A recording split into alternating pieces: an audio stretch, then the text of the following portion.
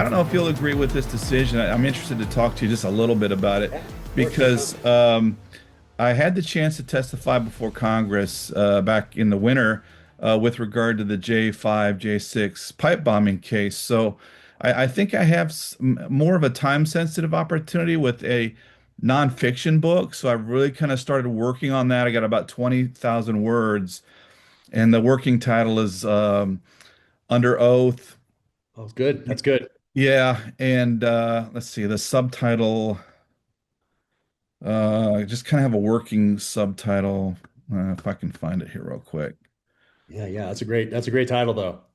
Yeah, I thought so too. So, Under Oath Inside the FBI and the Fight for the Truth in an Era of Political Warfare. So, Well, that's great. yeah, so I'm still working on the novel, but I've kind of put it on the back burner because I think this is more of a time-sensitive book, so I'm gonna try to get that completed here in the next few months. But thank you for asking. Appreciate No, it. of course, of course. Can't wait to read both of them, and happy to help in any way I can with either of them. So Well, yeah, I very much appreciate that. And when I'm ready, yeah, blurbs would be greatly appreciated. So, but anyway, very much appreciate your support, and you've been there and very supportive for quite some time, and I very much appreciate that. thanks. Well, Um, don't you have a book signing or something today, later today? Kind of a cool thing I caught on your Instagram. today, I hope not. I don't think there's anything else today. I know I have to record more podcasts, more interviews, and I'm signing all the book plates that Oh, maybe describe. So I'm that's what. signing all those, and then those will get sent to the independent bookstores that I'm working with, and they'll get a corresponding sticker. But I have to sign, a few thousand of those downstairs and get them out before I leave for the Hamptons Book Festival on Tuesday. I think I leave there. So I have one. So I have Monday with more interviews, and then Tuesday I zip off for Hamptons Book Festival, and that's through the weekend. And then I come back for not even a full day, and then I fly to Vietnam and actually taking 8 MAC VSOG veterans back to Vietnam for the first What? time since the war with Oh, the Best Defense Foundation. So should be extremely powerful, very different than normal. yeah. Obviously, you go to Normandy in June and you see American flags everywhere. You Uh, see 82nd Airborne flags, 101st Airborne flags everywhere. People are dressed up in U.S. military uniforms. So thankful still all these yeah. years later up there for what America and allies did. But for the most part, it's American flags. And Vietnam obviously will not be that way. So No. it's going to be pretty interesting to experience with these guys. So that's a 10-day trip, come back for a day, and then leave on book tour. So it's a crazy schedule coming up. Yeah, yeah, you have to say the least. Well, that is really cool about the Vietnam vet, especially taking those MACV-SOG guys back. My father-in-law was a Marine in Vietnam, and actually went back. He when he came back, he got into the ministry, started a church. So Hmm. he went back to Vietnam as a missionary in a covert capacity as a missionary. And so that was a really, really cool, interesting experience for him to go back in that capacity and experience the country, decades later. Uh, Wow. yeah, so really interesting story in his own right, and hopefully my wife, she's been working on a manuscript, trying to write his story actually. So. That's pretty cool. And you say he went back in a covert capacity, you mean he went back just in a different one, or he was actually working for an intelligence agency and No, that no, was no. I mean covert in the sense that he went back as a missionary, and communist governments aren't too friendly to Christian missionaries. So he went back surreptitiously, if you want to say that, to preach the gospel and to spread the gospel in Vietnam, where he, once was a soldier back during the Vietnam War. So that was a very cool experience. He's since passed on, but a very, very cool experience for him to do that. So. geez, that's an amazing story. Hopefully that sees the light of day at some point. Yeah, I hope so too. And so that 10 days, that'll be really, do you plan on talking about that when you come back in? Yeah. I'm going to talk about it while I'm there, but I'm gonna bring a different phone. Vietnam is one of the most heavily surveilled countries in the Yeah. world, so I'm not going to bring my computer. I'm going to bring notepads to work, keep working on James Reese 8. Have a different phone that somebody who has used to work in that other world setting up for me with different phone number and different email, and I'm not going to have my socials on there or anything like that. Right. Right. But not that I'm worried about anything today, but it's more like, what could they grab out of there as far as just making my life difficult and selling it on the dark web Yes. from of social security numbers that somebody sent me or like a Yeah. password that somebody sent me in a text message. Joe just not going to take the Yeah. phone. But then also, who knows what people have sent me in the past or what they could possibly use with seeing who my contacts are. That just why risk anything like that, No, you're very wise to do that. Very Yeah. well. And in fact, when we used to travel internationally, we would get those briefings all the time. Don't take your personal phones. All that stuff is subject to electronic surveillance. So yeah, really smart, Yeah, smart on so I'll your do that, part. but I'll still send, like, I'll take a picture. Like I said, I'm not worried about anything today. It's just what they could Right. piece together. So I'll take still take photos, or whatever. Then I'll send them to my CEO and say, hey, can you post this? Here's a caption. So I'll still get things up there. I just won't have my socials on my phone. And I'll, Right. I'll still be documenting things, taking pictures, sending emails with a new email address, for anything I have to do, getting ready for a book tour or whatever else, and all that. So it's not like I'm super spy mode. It's just like, hey, well, be a little Sure. cautious here, just being as cautious as I can be without being crazy paranoid. Well, you just said working on Reese number 8. I mean, you just saying that kind of blows me away because it just seems like you started, I don't know, a couple years ago, I know it seems that way. There's a little more gray in the beard than when I started. When I go back and look at some of those earlier interviews with Yeah. photos, but yeah, James Reese 8, and of course there was Tom Reese with Cry Havoc. But I consider that its own kind of vertical, essentially Yeah. within the Terminal List universe. And Yeah. hopefully some other family members and some other associated characters that I can dive into in the future. But for right now, it's just James Reese and Tom Reese with their own books and own series. Hope to go back to Tom Reese at some point, but that last one took me so long. Doing the research for Cry Havoc just took Right. so much longer than anticipated that my original plan of going James Reese, contemporary thriller, going back to maybe Tom Reese, but pushing it forward a little bit into the 70s, then going back to contemporary James Reese, then maybe going grandfather, World War II, then back to James Reese. So that Oh, yeah. plan was to kind of jump around like that, but always come back to James Reese, contemporary thriller every other year. And Hmm. then with how long it took me to do Cry Havoc, I knew that, oh, that's not going to really work out just from a time management standpoint. It takes me so long Right. to write these things, especially when they're essentially historical thrillers and you have to research and then write them through the lens of the year in which the story takes place, in that case, 1968. So just added such a much thicker layer than I anticipated at Yeah. the outset when I started doing that. So next one is James Reese 8, contemporary thriller, back in the mix. Well, anybody that's read Cry Havoc knows that it is very thoroughly researched. I mean, very, very thoroughly researched. I tell you what blew me away was you even detailed the kind of lining that was in the magazine pouches of the MacV Sog guys. I mean, that's Yep. detail. Yep, exactly. Thank you. They had to quiet them down, and Yeah, they also added a few links there to the RPD, right. the sawed down, little modified RPD machine gun, and would use those. But they made them quieter by lining their what are they called, the drums, or anyway, regardless, the magazines with Yeah, I think with they were drums. Yeah, I yeah. think they were So, drums. yeah, all those little details that I got from Yep. talking to those guys, a lot of it I got from some of their books if they wrote books, and then if they didn't, they'd say something kind of just offhand in conversations, either that we were having like this or for the podcast. I did a series of Mhm. podcasts with these guys, and they'd say something, I'd be like, oh, that's interesting. I'm gonna write that down. I gotta remember that, or I would follow up on that, get a little more clarification because I haven't heard that before, type of a thing. So I got so much from those guys that just added flavor to it and maybe added a little bit to the story for people who had been there. I really wanted people who lived through that year, even people that didn't go to Right. Vietnam, people that experienced the 60s, in particular 1968. I wanted them to feel like I captured the kind of the essence and the feeling of that year, that decade. But then for the guys that actually went downrange, I really wanted to honor them by getting those details right. Right. So I Well, surrounded myself, I think we talked about before. I were there. I yeah. have a couple of Seiko watches that the Yeah. guys in Vietnam. So I had that. There's a dictionary over there from the 60s. There's maps from the 60s. There's National Geographics over there from the 60s. So I had all this stuff from that era around. I had that Browning High Power Yeah. from the era. I had that close by. Just to have that kind of feel as I wrote. And I think felt that kind of helped me transport back to that year for me and for the reader. Well, you were really successful in doing that, kind of creating a literary time machine of sorts.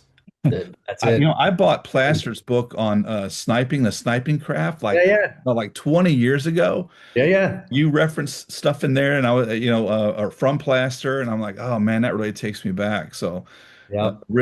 I thoroughly enjoyed that book. But we're actually wanting to talk about the fourth option, right? Fourth option. Yeah, I got Yeah. a copy right here. I think the hardbound are in the mail heading You, this way. But yeah, fourth option, my first thing outside the James Reese universe, other than the nonfiction that I did with James Scott about a year and a half ago called Targeted. And the next Targeted series book should be coming out early 2027. So we're gonna make some announcements on that probably midsummer, I would think. Get that up and out there and start talking about that a little more.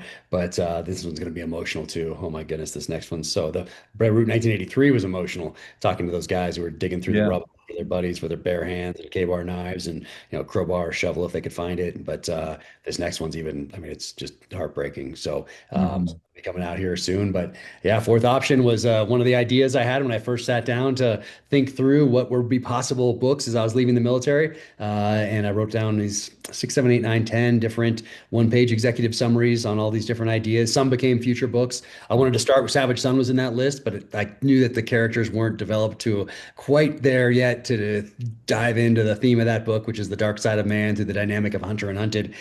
Even though I wanted to start with that one because that was the promise I made to myself back in the sixth grade when I read The Most Dangerous Game. I told myself one day I'd write a novel that paid tribute to that short story. That was Savage Son, but I knew I couldn't start with that one. I knew it had to be the Terminal List. And then, but the fourth option was in that in the lineup, and it just wouldn't leave me. So summer of 2021, we're filming the Terminal List out in LA. Had a day off, and I started thinking about projects outside the Terminal List that I could dive into. And I revisited those one-page executive summaries from 2014 and looked at two of them. One was the fourth option, but I built both of those ideas out into, in this case, a 40-page PowerPoint presentation that had actors attached to characters, had the outline in there, a treatment, had background images of New Orleans for the mood and that sort of a thing. So I had this whole thing built out with the idea of, hey, maybe this won't be a novel because I have to concentrate on the James Reese Terminal List universe, but maybe I can turn this into a television series because I was on set and that's where my mind was that weekend anyway. And so got it out into Hollywood. It got some traction and started moving forward, both of those ideas.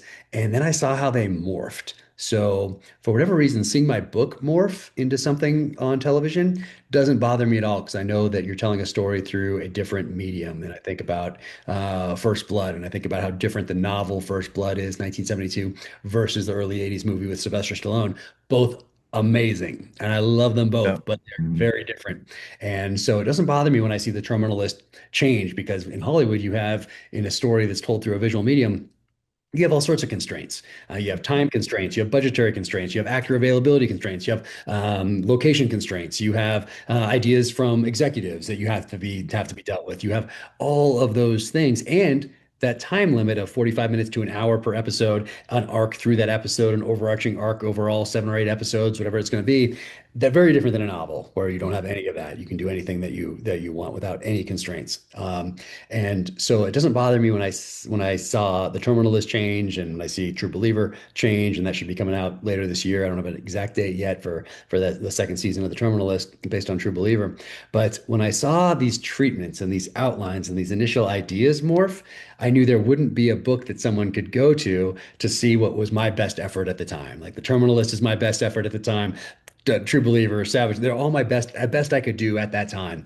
Right. And I realized that with these ideas, with the fourth option, no one was ever going to see that. And so as soon as I got the opportunity, I clawed both those ideas back. I'm going to turn the other one, I hope, into a series at some point, but decided to go with the fourth option first. And I also realized that I was never going to have time to do this with all these other things that I'm doing. I think some guys can do it, like John Grisham, like Michael Connolly. They can do 2 books a year, but I think their kids are older. I think their kids are grown up house. They're Yeah. not in the thick of it anymore. And Right. whereas I'm still in the thick of it. So maybe one day I'll be able to do 2 books in one year that are just me. I'll be efficient enough to do that. But right now there's just too much going on. There's life is going on. And so it's which is fantastic. But I realized, hey, I want to get the story out there. And from the fan perspective, I saw what Tom Clancy did in the early 90s after writing in the 80s, Hunt for Red October, Red Storm Rising, Patriot Games, Cardinal of the Kremlin. Then he branches out into the nonfiction with a Study in Command series and a guided tour series. And then he also branches out into the co-written thriller space with Op Center. That was the first one that he did in the co-written thriller space. That it was also launched with a made-for-TV miniseries that I think starred Harry Hamlin at the time. So so I saw that from the fan perspective. Yeah. Yeah. Realized, hey, I can do this too, and just I needed to find the right guy. So I found Mhm. a co-author, MP Woodward, through a book called The Handler, which I really liked, and then he wanted to jump on board, thank goodness, and so we got to work on this together. But it wouldn't be out here without him. But also, everything else took so much longer. Once again, back to that the time that seems to be a theme of this conversation. This book was supposed to come out last January or February, and then James Reese 8 was supposed to be coming out this May or June, and that's just not how it happened. I mean, these books all have to be the best they can possibly be. Just like Yeah. Cry Havoc was supposed to come out in June, had to push that to October just because, hey, it takes that long and it's going to take however long it takes. And I'm going to say no to my publisher and my agent and even family that asks, hey, isn't that book supposed to be done by now? Because you're the only person that can say when it's done. Right. You're the only one that knows if it's your best effort or not. So Mhm. all of these are going to get my whole heart and soul in every single word. That's what I owe that. That's what I owe that reader who's trusting me with their time. They're never going to get back. So sometimes it takes a little more time than one plans for. And so the fourth option is coming out this May 12th. Well, you said that from the very beginning that the reader's time is worth your best effort, and you've delivered on that every time. And with the fourth option, you've delivered on that promise as well. And you and some other guy like Brad Thor have made me kind of a believer in co-written books again. I used to be very, very skeptical of co-written books simply because sometimes they come out like, well, you can kind of tell, Yeah. like this guy wrote this part, this guy wrote that part, and they just don't really work very well. But fourth option works really, really well. I can't tell where you start, he starts, you end, or whatever. It's seamless. It's a beautifully written book. And on that note, like there's phrases sprinkled throughout the book, like casting long amber fingers through a lace of broken shingles and hanging trees. There are artful turns of phrase throughout the whole book, which makes it very, very readable. And I think kind of pushes it. I think you're pushing the envelope, the kind of the thriller envelope, right? Because a lot of people have looked at the thriller space like, well, these are a bunch of knuckle draggers that are writing, blood-drenched books, and it's not really literature, right? So I think you're kind of moving, toward that direct. And I don't know if it's your cinematic experience Mm. that's creating some of that, but it shows in your writing, and I for one really appreciate it. But one thing I wanted to do, I wanted to address the 1,000-pound gorilla in the room, which was the FBI sections. Yes, yes. So did you read first? Did you read this part? Did you read this one, or did you read the PDF? I read the PDF. I Good, I good, had good. I asked David for the dreaded ARC copy Yes, that yeah. I don't like because the arcs. well, Yeah, I yeah. like doing them on social media, and I'll tell you why. I don't know if you'll like this or not, but have you seen like the facsimile manuscripts for Shelley's Frankenstein, that No. type of thing? Oh man, they're so cool. So you actually, back in the day when people hand wrote their manuscripts, you could go back and see how the writer developed the ideas, the mistakes that they made, how they corrected them, how the end product was. So you got to see the developmental stages, right? And that we've lost that in this digital age because everybody cranks out their manuscript and they've reviewed it 100 times and word processed it, whatever, and it's perfect, right? But Yeah. that's not the process. So um, I like having the arc because I can see, well, this is the human side of Jack Carr's writing, Yeah, right? yeah. Well, he wasn't quite I don't want that out there. I don't want that out there. right. Too late. I know it is. Yeah. So, But but I think it's really helpful, and I totally get that you don't want that out there. But I think for people that are interested for other writers, I think it's helpful to see process to one yeah, degree or another. But if you get the chance, get one of those facsimile copies. I don't I have am now one. that I you want mentioned it. one. Yeah. Yeah. And literally they're photographs of her manuscripts, and you see all Wow. the line outs and the strikeouts and the rewrites. It is really, really cool. Yeah, I actually mentioned Mary Shelley's Frankenstein in the preface to Red Sky Morning. Talk about it in Right. there. Talk about Michael Crichton in there as well with Right. Jurassic Park. But I talk about I frame the Red Sky Morning story a bit with some thoughts on them. But you know what? Well, I was thinking of doing this. It's interesting that you say that because I thought about this. Like, hey, what maybe it would be helpful, like you said, being helpful for other authors or people starting out.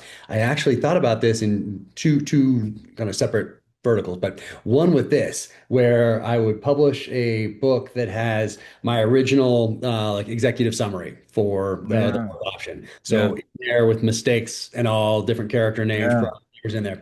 And then the expanded version from the summer of 2021. And then the PowerPoint presentation also that I put Yeah. together 2021, and then the outline with MP Woodward, and then the first rough draft, and with but like a but I was thinking of it with my red pen Oh notes yeah. go through, Yeah. so all of those notes in there, Yeah. and then have after that, then have the final. So you have all those. There's a few stages missing in there, but it would be like this big if you had all the different Oh, printed out. right. Of course. Yeah. I did, but you'd get to see, oh, the process. It starts with this idea that has a theme in it, and Oh then it yeah. a title attached and has kind of a beginning, middle, end ish in there that gets you excited about it. And okay, that's the letter that I talk about, the letter to myself that I Yep. say, well, is this worth the next year and a half of my life? And if someone was to pull this off the shelf at a Hudson News, is it interesting enough for them to want to devote time to it that they're never going to get back? Right. So they'll see that and then see the outline and then see the first rough draft with all the notes and then see the final. So I Hmm. was thinking about doing something like You that. should do that. That would be so cool. I haven't heard of anybody doing something like that before. Someone must have. No.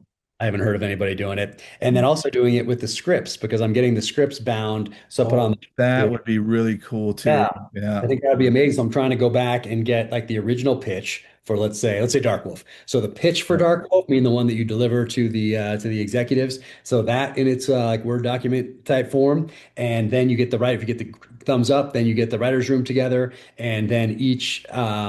I think there might be one step I'm missing, but if not, then every single episode has an outline that's kind of worked on together as a group. So all the writers in the writers' room know, okay, this is how it starts, this is where it goes, and we've all talked about this, so we've gotten to know the characters, we know the story all together, and then it gets assigned to an individual writer in that writers' room to take that outline that's essentially been collaborative and turn it into their episode. And it still is collaborative after that, but then those authors or those writers go off to different shows, and then it turns back to like in this case anyway to me and David DiGilio, the showrunner, Jared Shaw, my buddy from the SEAL teams, Chris Pratt, Max Adams, Army Rangers, the number two in the writers' room. It comes back to the five of us, and then we continue to work on it all the way through really production because we're on set making changes as well as we go because the actors bring certain things to the role that you didn't anticipate in an air conditioned room, much like a military plan that changes once you get out of that air conditioned room and actually apply it to the battlefield. But I was going to do that so I didn't have to go back. I don't have to go back in emails to find those things. If I'm ever curious, I can Right. pull a bound leather book off the shelf here that has the pitch and has the outlines for the episode and has Yep. the original episodes and then have the final ones in there. So Yes. see how it morphed throughout the entire process. So I'm doing that just for me, for my shelves, for the for Terminalist, for Dark Wolf, and for True Believer. So I'll have those soon for me. But it'd be cool to Man, something like I that. think there'd be a I mean, in my opinion, I think there'd be a market for that. I'd be fascinated by that. Did you get that from Stallone? Because I noticed Stallone has his manuscript. I had just like seen through his social media. He's got his manuscripts bound, like leather bound type volumes. Yep, I don't know where I first thought of that, but it might have been from Stallone because I Huh. certainly noticed that. But then I didn't know, is that like a final script, or does it have his notes in there from initial Yeah. script? Like I don't know what's exactly in there. That's just I why I've think he handwrites. I think he handwrites seen him everything. writing. Yeah, I've seen him at his desk writing, and Yeah, it's because he's amazing. got a book coming out in the fall, Steps or something. I forget what it's called. But yeah, I saw him on Instagram complaining about how torturous it is I can't imagine trying to handwrite out, a manuscript. Yeah, that's amazing. I've seen him take notes. I've seen that he's posted some videos taking notes on the Tulsa King scripts and all that stuff. Yes, yes, Yeah. yes. And Yeah. it's covered in notes from him. I mean, he's just incredible. I mean, what an amazing guy. He doesn't get the credit that he deserves as a storyteller. People think of him as an actor Oh first. yeah. I mean, he's Mhm. a painter, he's a collector, he's a thinker, he's an amazing guy, and just so much respect for him and what Well, he's his performance in Copland so was good, outstanding. so good. Outstanding. People want to pigeonhole him as, Rocky Balboa that basically grunts his way through the movie, so to speak.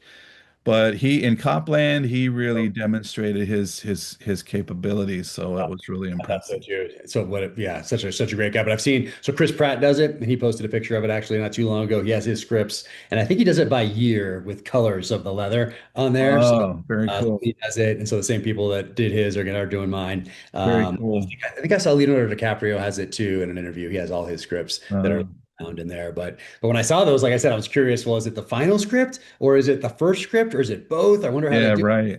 But he probably does it differently. But I want to have mine tell the story of the project in a bound edition. So I think that would be uh, just fascinating to see something like that. But you're yeah, distracting me I know. from Getting back to you the FBI distract. stuff. I know, and I wanted to send it to you actually earlier and ask you, but then I'm like, but then John does these reviews, and I don't want him to feel like Anyway, Oh no, not at send it. all.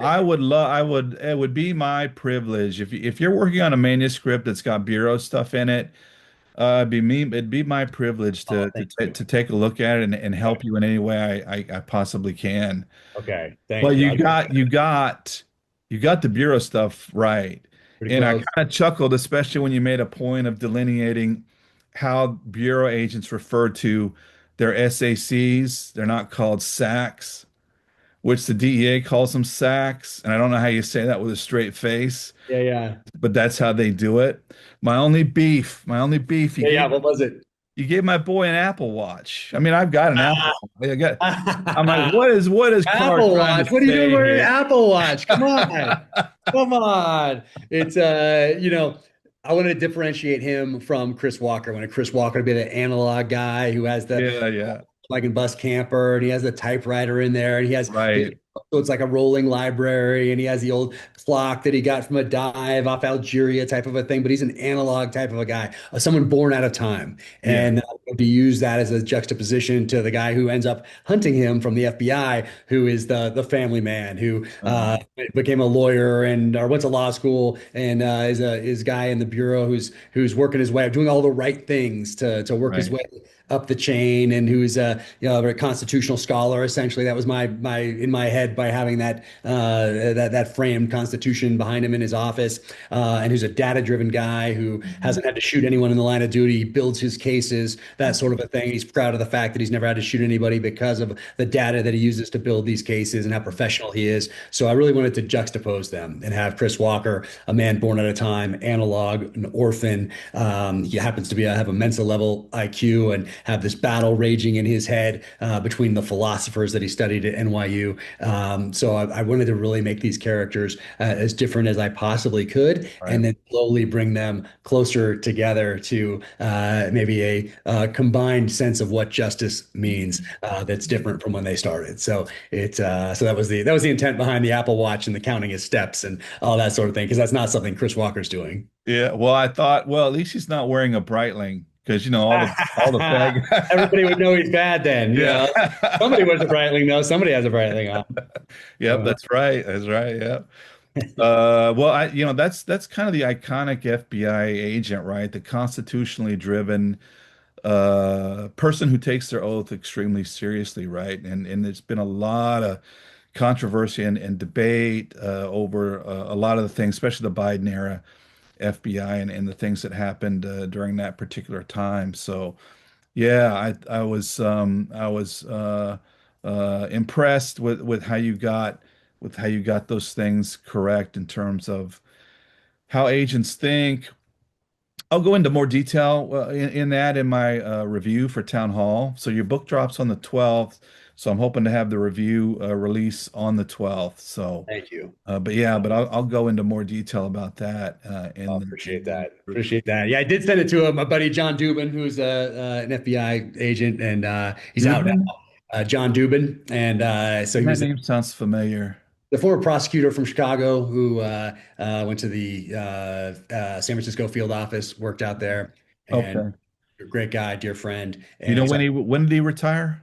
he retired in 2017 or 2018. So Oh, okay. So a few years before me. Yeah. A few yeah, years before me. yeah. So he's yeah, great guy. So I did send Yeah. him ask him questions, and then I sent. But once again, I want to make sure that anybody knows any Yeah. uh, whether it's this or anything else. All the mistakes are mine and mine alone. I sent it to my buddy who's the dog handler for the dog handling stuff, Oh and yeah, cool. on Divine out there. He has Divine Canines. He started Rescue 22 Foundation, which helps train up service and support dogs for veterans dealing with the physical and emotional trauma of the battlefield. So send it to him for the dog stuff, and then send it to my EOD buddy for the EOD stuff. And Yep. I'm always like, hey, this is fiction, but I want someone who is reading this, who worked in those fields, to say, at least I put the work in to try to get it Yeah. right. I got a feel of this right. Even if something morphs a little bit to move the story forward, it's rings true to that underlying foundation of authenticity. It has that.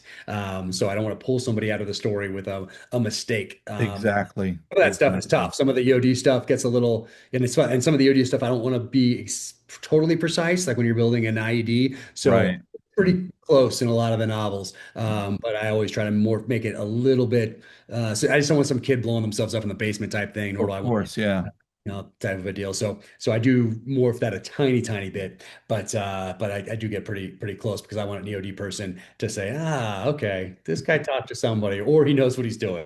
Is that sort of a thing? It's same thing with dog handlers, whether it's military or local, state, federal law enforcement, whatever it is, someone who's worked with a dog. I wanted this book to speak to them and not have it be something that I don't want them to say, oh, he got that from a Hollywood movie. They always get this wrong Yeah. type of. Right.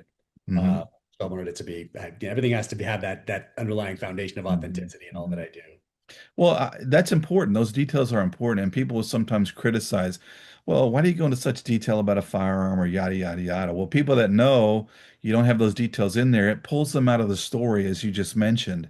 And that's an important part, in my opinion, of the craft, which is to make sure that you're writing in such a way as you don't pull people, break the illusion and pull people out of the story. So you do, I think you strike a really good balance. I think Clancy maybe, I hate to even admit this because Clancy's one of my guys. Maybe he goes into a little too much detail sometimes. Well, Maybe. clear present danger when and I haven't read that in geez, almost 30 years. Is it possible that it's been that long? Anyway, regardless. Yeah, yeah. Not clear present danger. What's the Some of all fears? Some of all fears. When he goes Okay. in and he talks about building the nuclear bomb. Uh-huh. Like Uh-huh. that one got. I remember when I read that, and I was, gosh, how old was I? I was probably like 19 or something when that came out. But that was a lot of detail. Yeah. Remember exactly where I was when I was reading it, and I'm thinking, wow, this is a lot of detail. That's how it stands out. But also these things, gear, vehicles, they tell you something. They tell a story in Right. and of Mhm. itself. So for me, that this character, I couldn't use a Land Cruiser again. I couldn't use a Wagoneer, so it has to be different. And so this is the Volkswagen Bus pop top camper, and really that takes the place of the horse for the stranger comes to town narrative, the old West archetype mythology, and so Chris Walker packs up the Volkswagen bus, pop top camper Westie, and has his Belgian Malinois Paladin in there, and off they go to the next town, which is this is the first one. So head off to New Orleans in this, which kicks off the series. But that car, that vehicle, that says something about him. Sure. Also have to Hmm. weave in the AMC Eagle for those who remember the AMC Uh-huh. Eagle from the 80s, which is like a station wagon on steroids. And I remember seeing that as a kid and thinking Yeah. like, oh, I wish we had one of these. That thing's awesome. Look, it's like looks like a factory lift on that thing. So that's there too. But I think we've talked about it before. But the gear somebody wears, even if it's a hat, sunglasses, belt, t-shirt, Right. whatever they're wearing, tells me something about them, and also tells me something about their level of training and competency. Mhm. Their age tells me something. Whether it's a leather belt with a cocked and locked 1911 on it in a leather Right. hole, that tells me something. Or is it not cocked and locked on there? That tells me something too. Or is the Maybe guy a that's little the bit younger? problem. Is it a nylon belt? Is it Yeah. a Kydex holster with a striker fire pistol in there? What kind of sunglasses is he wearing? Flip flops or Solomons or Merrills? All that stuff tells me something Sure. about the person. So it Mhm. tells a story. So I use gear to also tell a story about a level of experience, competency, a little bit of the history if you know what you're looking for, Mhm. without having to spell it out. And Right. so I use gear in that way. But I can see it being hard to do if you don't know that stuff. If it's not like a part of you, if you're not a gear Yep. person, Hmm. that would be different. If you're just looking up like Navy SEAL knife or something, and then you put that in your today, that might have worked in like 1985, but it's maybe 1995. But today, authenticity, I mean, it reigns supreme. And now you're in competition with every single movie and television show ever made. You're in every podcast, every social media platform, every single algorithm that's out there on those platforms that are Yeah. essentially Right. designed to keep you from any sort of deep thought, to keep you from reading. And as an author, you're in competition with all of those now. Video games you can play for weeks on end. Mhm. And that's a tough thing to be in competition with when it comes to, I guess, quote unquote, entertainment. But really, it's a distraction, and these Mhm. things are manipulation devices that most people don't even realize. And so, as an author today, it's a very interesting time. I'll say interesting to step into publishing and to step into Hollywood, because both of these industries are in transition and in competition with things that didn't exist back in 1975, 85, 95, 2005, even a decade ago. Things are moving so fast, and readers are just dropping off a cliff as it comes to when it comes to readership across the board because of these devices that we carry around. And I worry about the next generation. It's my kids. I try so hard to get them to be readers. I read to them in their cribs, from the first day back from the hospital, onward. But it is very difficult today, and I think you see that lack of compassion and empathy that comes out on like an X post. No matter what the post is about, it doesn't even matter. Sure. There are people in there that want to attack it. Doesn't have to be any political at all. And you'll see that somebody jump in a comment and like, why would you try to jump in and ruin somebody's day? I think there's a lack of compassion and empathy that isn't being developed in this next generation, because you used to get that through reading, through sitting down, putting yourself in someone, even if you didn't realize this was happening. As you're sitting down to read a book, you are by default putting yourself into the character's shoes, into multiple people's shoes Right. in story, and you're developing a compassion and empathy through that reading, which you're not getting as you're being controlled by an algorithm, just getting a rate as you flip from, scroll from whatever to whatever. Mhm. And so, in fact, it's actually developing the opposite of compassion and empathy. It's developing the opposite attributes and characteristics, and I think you can see that play out online. So it's for me, anything I can do to create new readers. I have my a reading list section of my website where I recommend somebody's book each month. But do everything I can to try to promote reading and create new readers, because I think if you do that, if you put that phone down and pick up a book, you're going to have a much richer and fuller life. Oh, I no doubt. I'm optimistic about it. I'm cautiously optimistic about it. I'm running into more and more people because, I have an iPad and I do digital books some. I always prefer hard copies just because I'm a book guy and I like the way books smell. I like the tactile experience of having a book, right? And they also have other advantages like they don't require batteries. But I'm running into more and more people that are of that persuasion.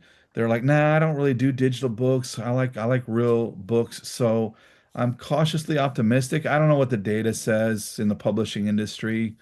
It's probably not terribly optimistic. I don't really Yeah, follow that. it's not great. It's not great, Uh, but But yeah, there is a kind of an analog, I guess, backlash against Yeah.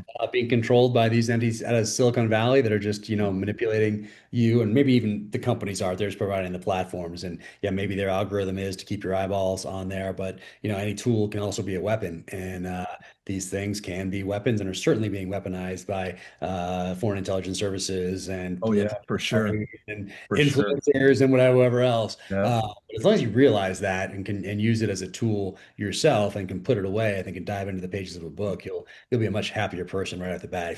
If you're depressed, I mean, have you seen that thing? There's a meme out there. It's like cure for depression, and it's not pharmaceuticals. It is a hammer to your iPhone. There you go. There's your cure for depression right Yeah. there. And here's Well, it. And that's what the algorithms promote, right? Anger, outrage. If you get on X, I mean, we were talking about this just the other day with my wife. How do you feel when you get off of X? Even if you're on there for 5 minutes, how do you feel? You feel mad. You're mad about something, probably, here, because that's what the algorithms put in front of you, regardless of what your best intentions are. So. I think you're doing a fantastic job in developing a new generation of readers.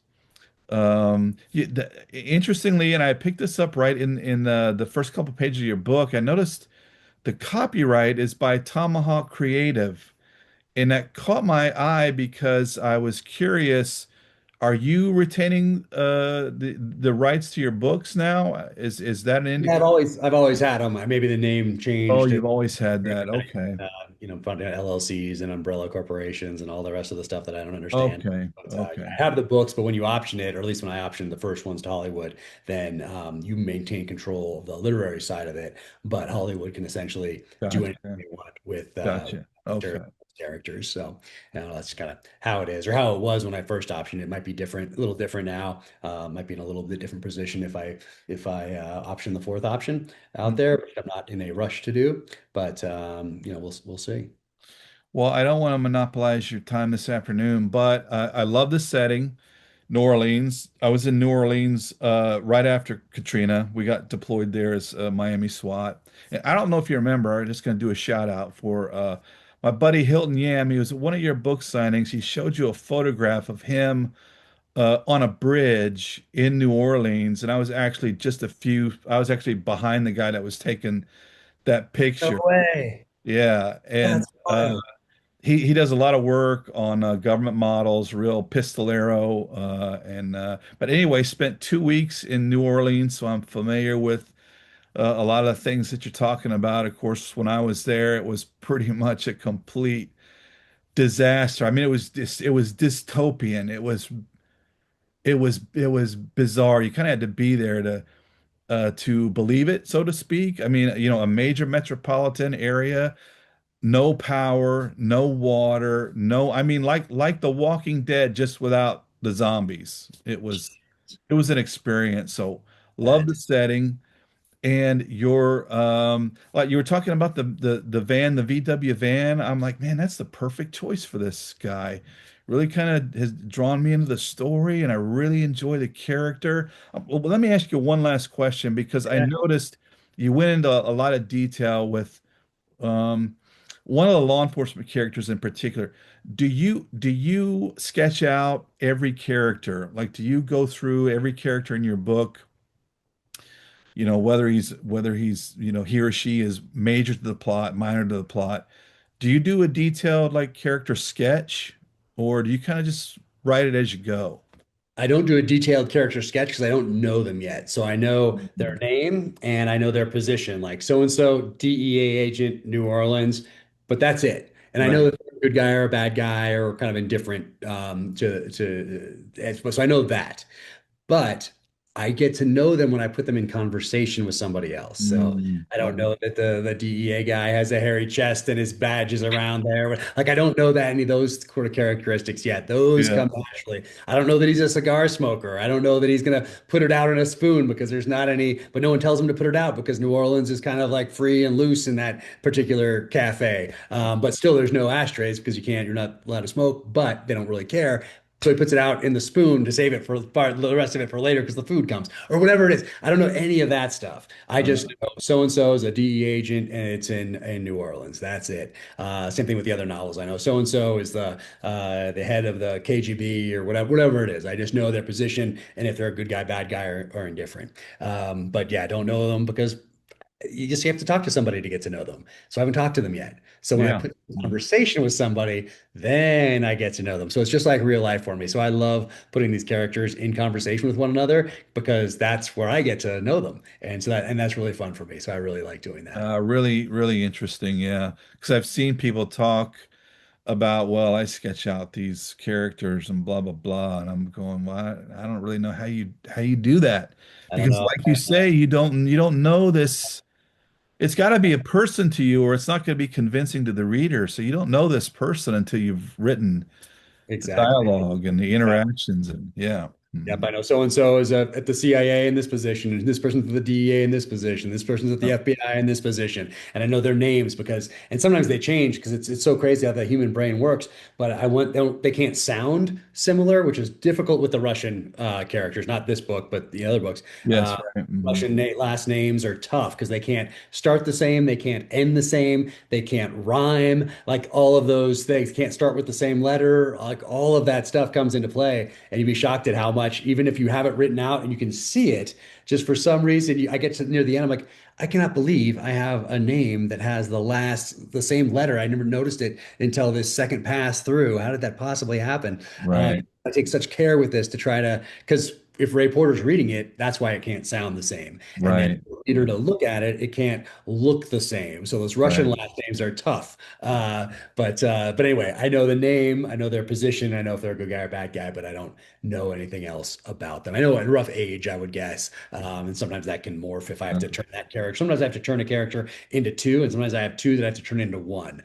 So that does happen. mm. But yeah, I don't have a full character sketch, and I get to know them. And maybe that's kind of, I've never thought of it this way, but I guess I get to know them along with the reader because I'm getting to Yeah, know them in real time because I'm putting them yes. in conversation, and I haven't developed these character traits that I'm trying to shoehorn in. It's just they naturally develop as these characters get to know each other, and I'm that third person in the conversation essentially. I think that's the advantage of the seat of the pants type writing because as you're discovering, so to speak, and developing the story, that's how the reader comes to it. And I think that that makes the writing engaging.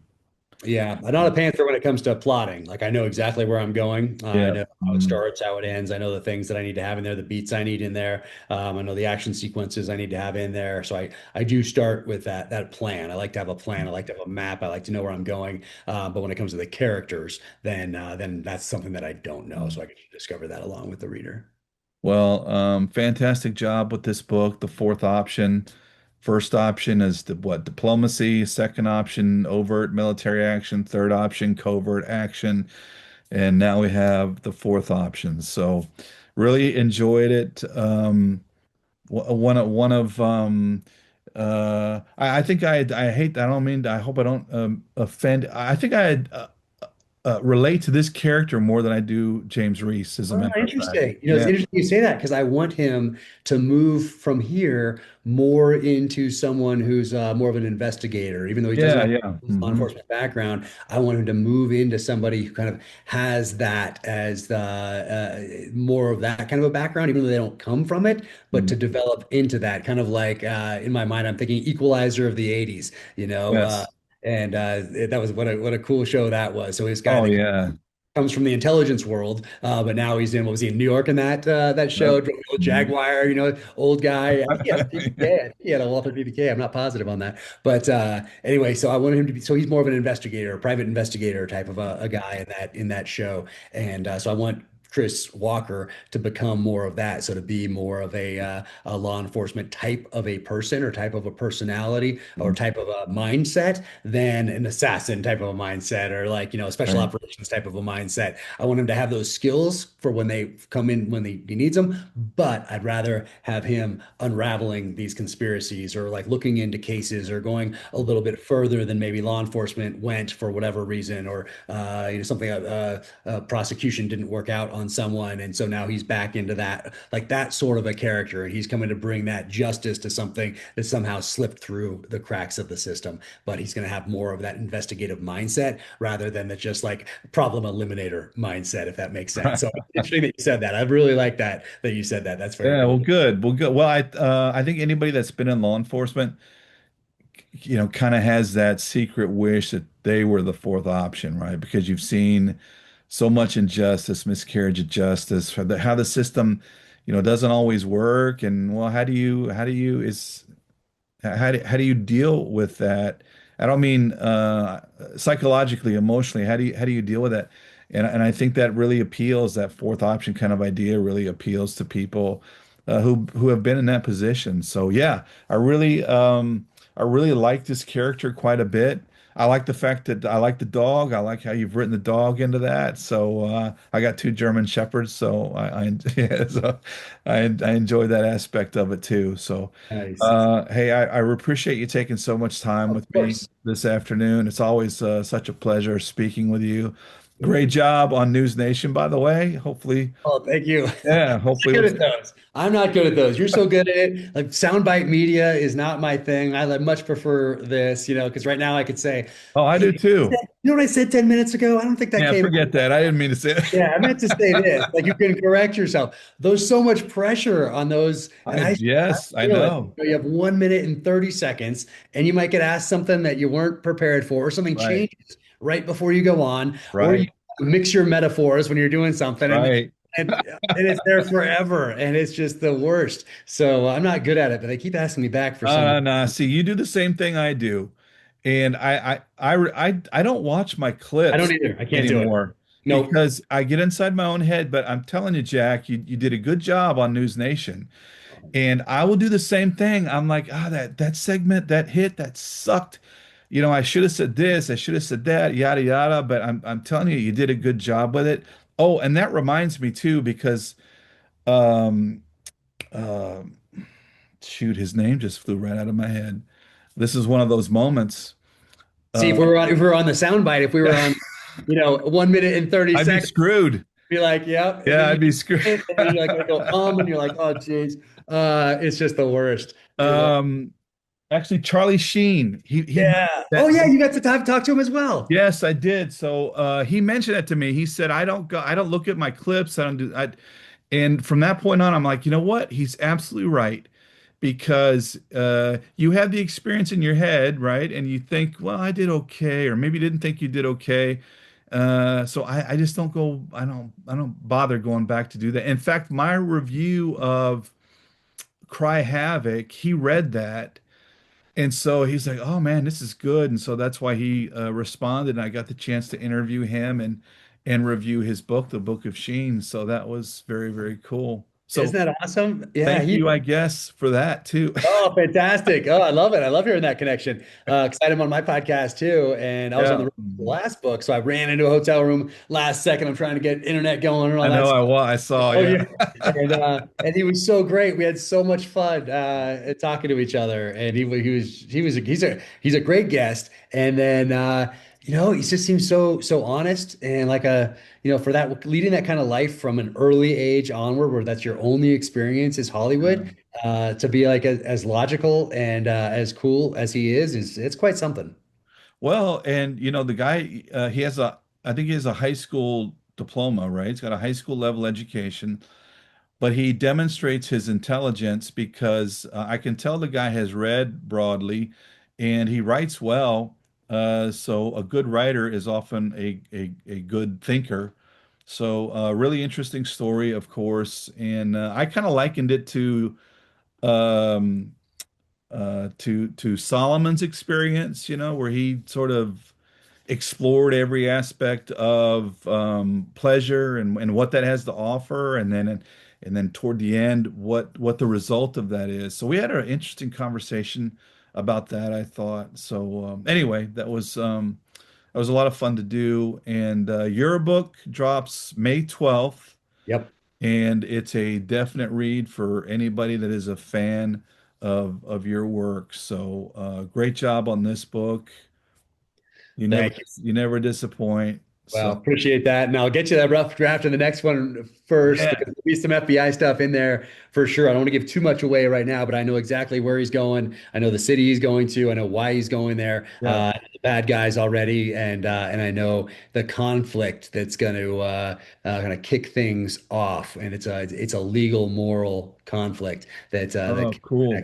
that kicks the next one off. So what you were explaining earlier about some Mhm. people, wishing there was a fourth option out there. Yeah. There's this kind of kicks off with someone who is or two people actually who are wrestling with that inside, and that'll draw Chris Walker into it. When he gets a call from Jarrett Stanton, and then off he goes Oh into. man. Yeah. Look forward to that. I'd love to see your draft, and if there's any technical input I can have in terms of the bureau stuff, I'd be happy to contribute. Yeah, for Appreciate sure. that. Appreciate Yeah. that because I really want to get those little details right, not have a somebody from the FBI read that and be like, "Oh, geez, he got this from He one doesn't know what he's TV talking show." about. Exactly. Exactly. Toss this thing. So a little avoid that. Yep, yep. All right. Well, hey, again, thank you very much, and I look forward to talking to you next time. Yep, absolutely. Reach out anytime for anything, and can't wait to see your two books, fiction and non, Yes, as they get ready for the shelf. So yes, I really, appreciate really look that. forward to that. All right. Thank you. All right, thank you. Take care. Talk You soon. too.